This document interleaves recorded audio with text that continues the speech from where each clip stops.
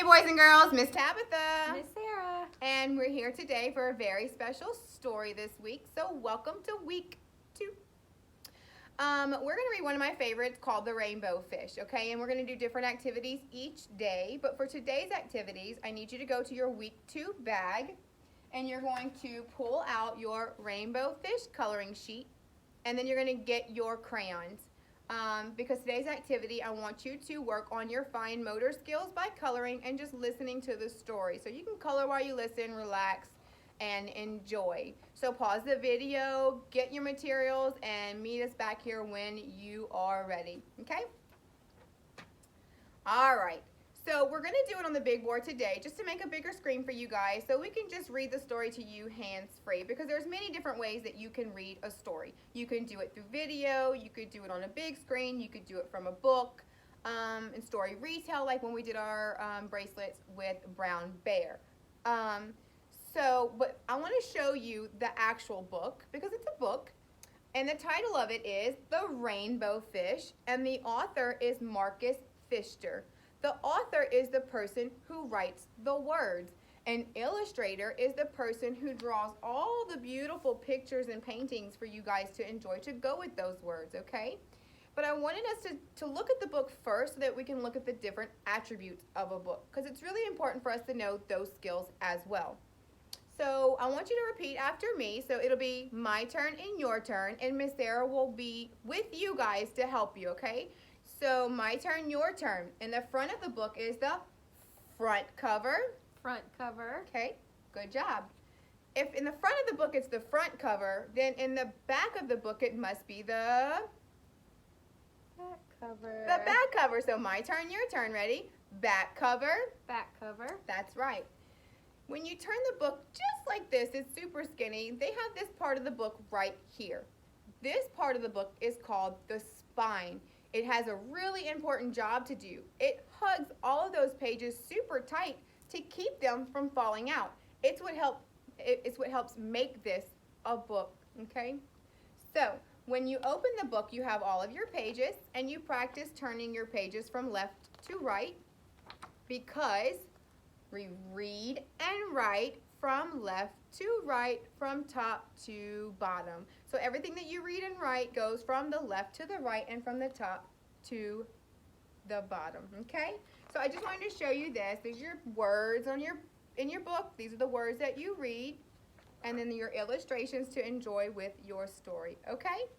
All right, so remember those attributes. We're going to be working on them from now on when we read our stories, okay? Let's get started. Yep. All right. So again, we're going to read The Rainbow Fish. The title is The Rainbow Fish, okay? You're going to read it with me. Are you ready? The Rainbow Fish. Now, this is what the front cover of our book looks like. What do you see on the front cover of our book? What do you think they see, Miss Sarah? I don't know. I see some leaves. Okay. Okay, what else do you see?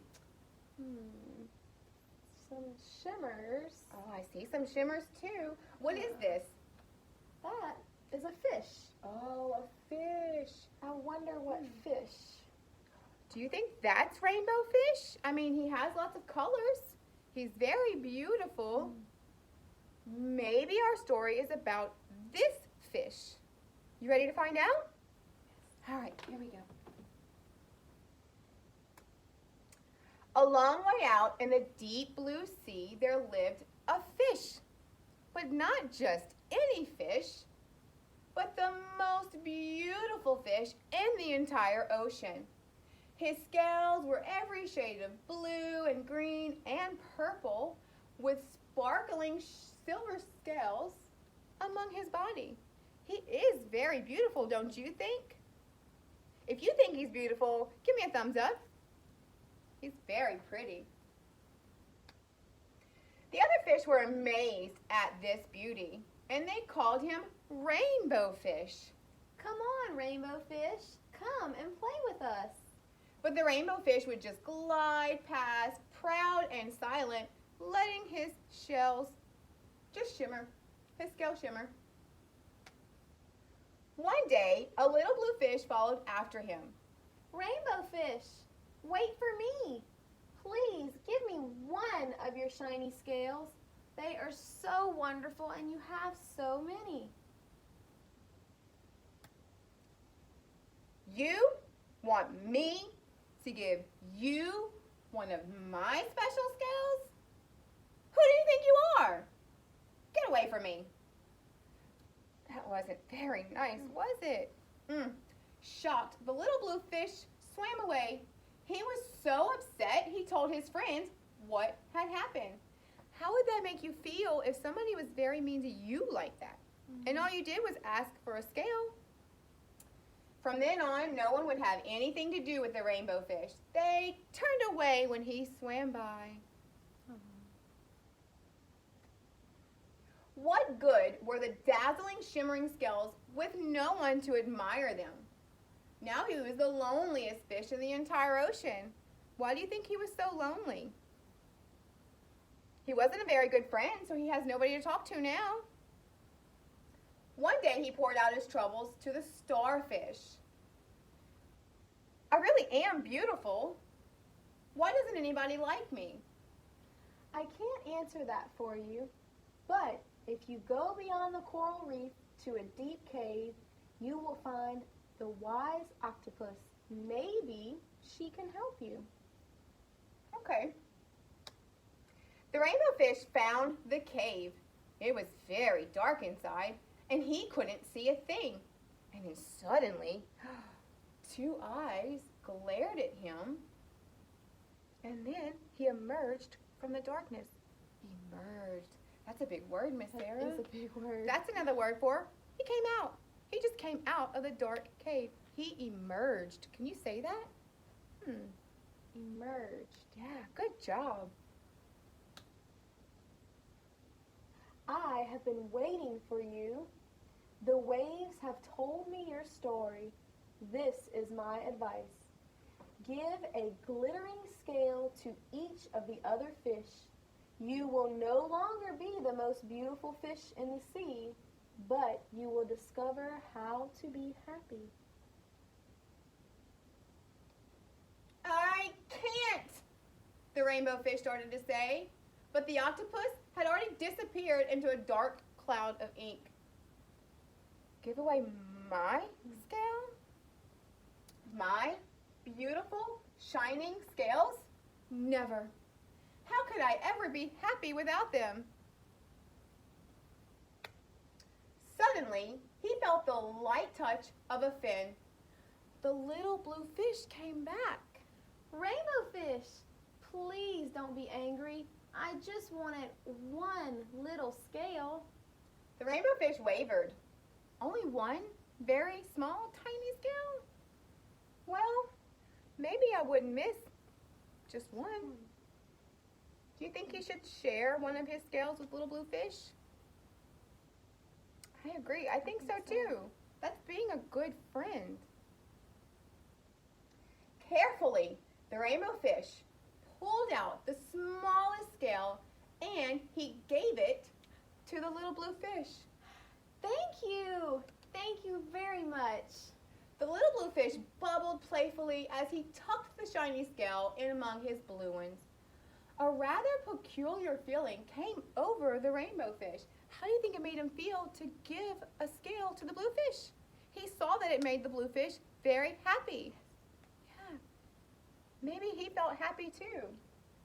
For a long time, he watched the little blue fish swim back and forth with his new scale glittering in the water. I like it when we're good friends. Ooh. The little blue fish whizzed through the ocean with his scale flashing, so it didn't take long before all the other fish were surrounding the rainbow fish. And then everybody wanted a scale, a beautiful, shiny scale, one of Rainbow Fish's scales.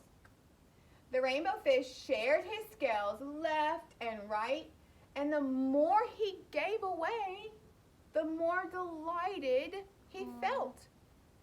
When the water around him filled with all of those glimmering scales, at least he felt like he belonged with all the other fish. He just felt at home. Finally, the rainbow fish had only just one left. His most prized possessions had been given away, but he still felt really happy. Probably more happy now than before, because now he's got friends again. Yeah. Come on, rainbow fish. Come and play with us. Here I come, said the rainbow fish. And as happy as a splash, he swam off with his friends. The end. See what happens when you practice being a good friend? Now let's talk about this for 1 second though. If you have something that somebody else wants, does that mean that you have to give it to them? Do I have to give you my scale? You don't have to. No, but it's how you talk to somebody. In the beginning, Rainbow Fish was not nice about it. He hurt that little blue fish's feelings. But if you say it in a nicer and kinder way, then maybe they would understand. How could Rainbow Fish have said it if he didn't want to give it away? Maybe, I'm sorry, these are my special scales, and I'd really like to keep them for myself. Maybe I can help you find something else to make you happy. So it's just how we talk to people, friends, okay? I love that story. So, while you read this story, I hope that you colored your rainbow fish. I can't wait to see how pretty your fish look. It looks just like rainbow fish, huh? Tomorrow, or on the next activity, when you watch Rainbow Fish again, you're going to go into your week 2 bag and find the bubbles, because fish, they breathe underwater and it makes bubbles. So we're going to make a bubble for our rainbow fish that we colored today. And in that bubble, it asks you a question. I see a question mark, so I know I've got to answer that question. And it just says, what can you do to be a good friend like Rainbow Fish? And think about it. And ask your parents to help you write what you would do to be a good friend. For me to be a good friend, I would share my toys. So I'm going to tell my parent, I would share my toys, okay? And your parent's going to write it in your bubble. I would share my toys, okay? I wrote in my bubble how I would be a good friend. And then I'm going to get my rainbow fish, maybe some tape or glue. We have some glue in your packet. And I'm just going to glue my bubble on my rainbow fish activity. And you can post it on your refrigerator or on your wall as a reminder how to keep practicing and being good friends, okay? So I'm going to make sure to snap, crackle, pop my glue back. And also, friends and parents, in your week 2 bag, there's other activities you're going to do throughout the week. You're going to have a little baggie for the art lesson, one of the things that's, one of the activities that's on your lesson plan. This is just a quick reflection of how they can create their rainbow fish art for the week. They can color it. You've got some scales in there like rainbow fish to glue on. In your construction paper, you can pull out some blue to make some fins. Make them whatever color actually that you want. That's totally fine. Be as creative as possible. So you can do this on any day of the week whenever you want to plan your art. And I know on Thursday, you can watch this again. You can watch a YouTube link, however you want. If you have the actual book at home, pull the book out. Let them turn the pages and you read it together. But on Thursday, I want you to do a story retell. So you're going to look at these 3 scenarios from the story, and you're going to figure out which one came first in the beginning of the story, which one happened next in the middle of the story, and then which one happened at the end. So read them, you're going to cut them out, and you're going to glue them in order from the beginning, the middle, and the end. Parents, this is where you're going to take a picture and email it to me for that documentation. This is where I'm going to need your help.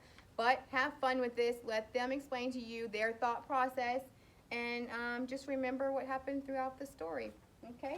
I hope you enjoyed Rainbow Fish as much as we did. It teaches a really great story. And if there's anything extra that you plan to do with your child throughout the week, a different kind of art, or if you ask them more questions, feel free to email me any of that great stuff. And until next time, we love you.